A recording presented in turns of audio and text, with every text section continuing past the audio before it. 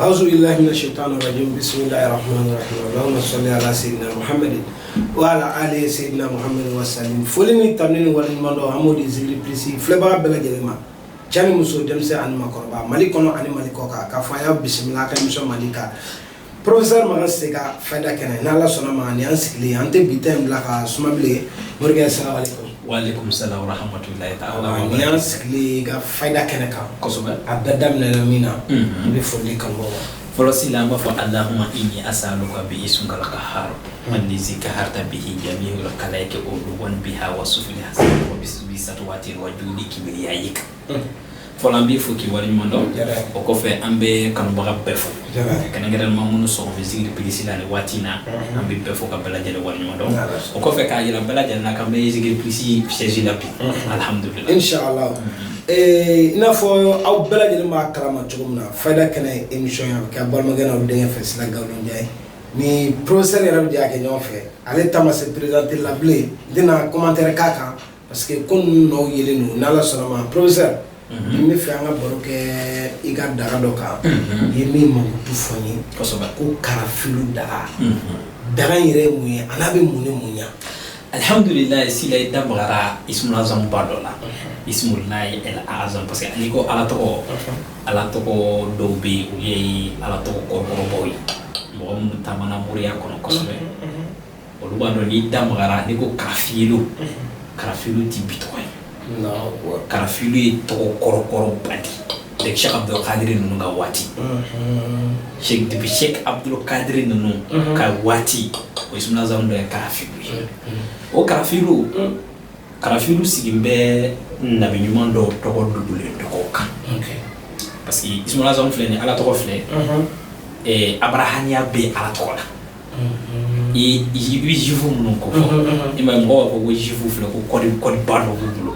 and Egypt pyramide mun fleni i ta soro ala to do dugulen to ko bulo mun be an ba wuli to kam na no ba wuli to kam na utikiri folongo ka ala dugulen to do be wa wulu to ko mo abrahania o abrahania nabi mondo to ko bi na ala ina fo ala na mondo to ko bi na ala to kam na bo karafilu e isuna zamdo isuna zamundo abina ni manumando toy to mundo ni ala wili na jako ya okwenyi ala ya biso akeni Allah kada mukama abiso amma olu mwali nunu ngakoka bo kafilu ni adam na yere lai kafilu tigo ko allahumma inni as'aluka bi hurmati karafilu wa kafilu wa rajilu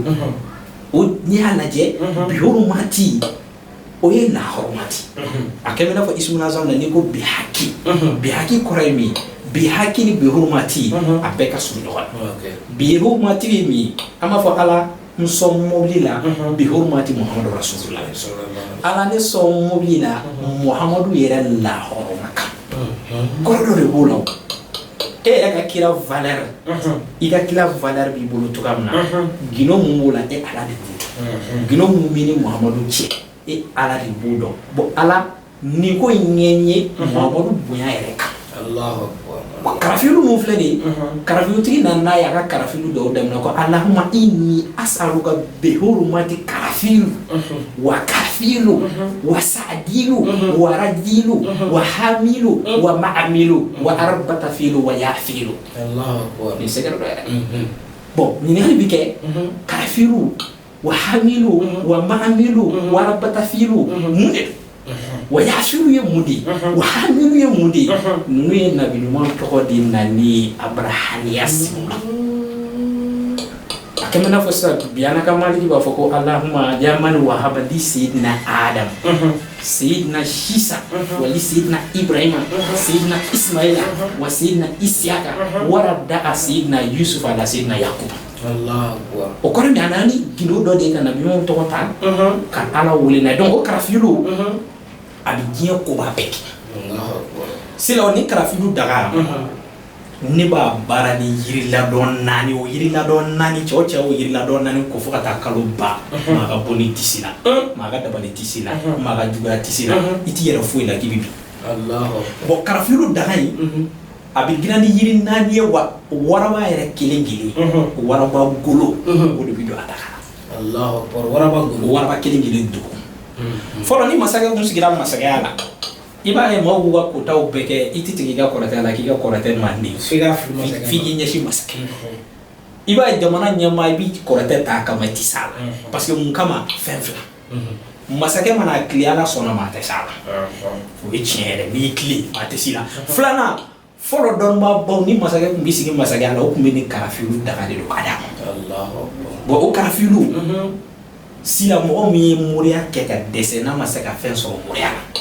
a donna karamɔgɔw kan mɔgɔw b'a ka wariw minɛ k'a dun ale yɛrɛ ka lolo yɛrɛ salen n'i bɛ fɔ k'o dayɛlɛ k'a kɛ fɛn ye karafilu de ka teli a la. Ne bolo mana don diɲɛ ko o ko la n ti ɲɛ sɔrɔ a la ni ne ye activité dɔ daminɛ dɔrɔn n'o ko tiɲɛ walima ne mana wari dɔ sɔrɔ dɔrɔn ne ko maa don ko dɔ da fɛ dɔrɔn i b'a ye ko dɔ bɛ na wari bɛɛ bɛ tiɲɛ karafilu daga o de k'o saniya. Ne yɛrɛ ye mɔgɔ relation ba tɛ na c'est-à-dire relation ba tɛ na bi fɛ ka relation sɔrɔ diɲɛ fan tan naani bɛɛ karafilu daga de b'a kɛ. Ne yɛrɛ artiste de n bi fɛ n ka ko dɔ diɲɛ bɛɛ kan fɔ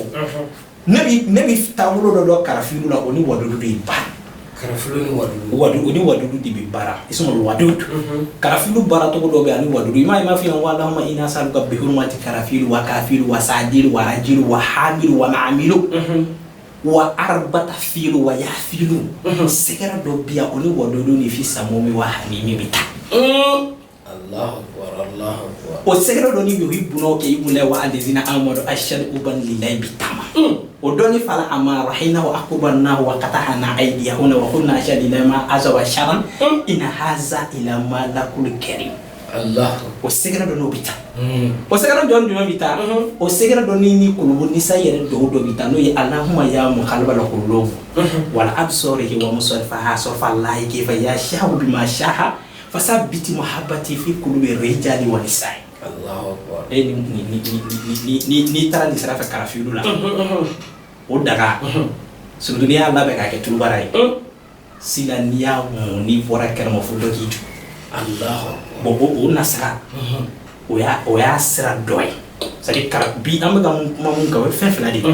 daga masaya daga a dawula daga a tɔgɔ daga a nafolo daga a n'a sira wɛrɛ bɛ yen o y'a tulubara ye. Allahu akbar. O tulubara in sila n'i y'o k'i ka kabako dɔ kɛ bon mais a masaya daga n'a dawula daga n'i y'ale labɛn togo n'i ma waraba kolo k'a la i y'a jate ɲɛ. Waraba golo de bɛ k'a la. Golo. Bon jiriladɔ naani mun bɛ k'a la réseau kuma dɔ ne t'o fɔ o jiriladɔ naani n'i ye dɔnniba sigi n'i y'a jiriladɔ naani fɔ a ye a b'a fɔ ko ni yiri sɔrɔ ka gɛlɛn ko yiri don. Allahu akbar. Mais o daga in filɛ n'i y'a daga kɔ waliyu maa naani tɔgɔ de bɛ na karafilu in kɔnɔ o waliyu maa naani min b'a fila ta min b'a fila to de ko la. Allahu akbar. O waliyu fɔlɔ o de ye Sheikh Abdul Qadir Jilani kawati mun b'a la kati min ye mɔrɔbaw de so naani de bɛ na mɔrɔbaw de y'a so naani o so naani kawati sanfɛla wali mun tɔgɔ bɛ na o de ye ya Sheikh Abdul Qadir Jilani. Bon maa mun yɛrɛ fana ye Sheikh Abdul Qadir Jilani yɛrɛ kɛ cɛ duman dɔ ye parce que mɔgɔ i kana kɛ maaba ye cogo o cogo c'est que i ka maabaya sɔrɔ mɔgɔ dɔ de la o waliyu kɛyin o de tɔgɔ bɛ na filanan na Sheikh Abdul Qadir kɛrɛfɛ a bɛ fɔ o de ma ko ya Sheikh Tarifuna Abdul Wahab. Allahu akbar. Sila o kama ni daga in dawula daga don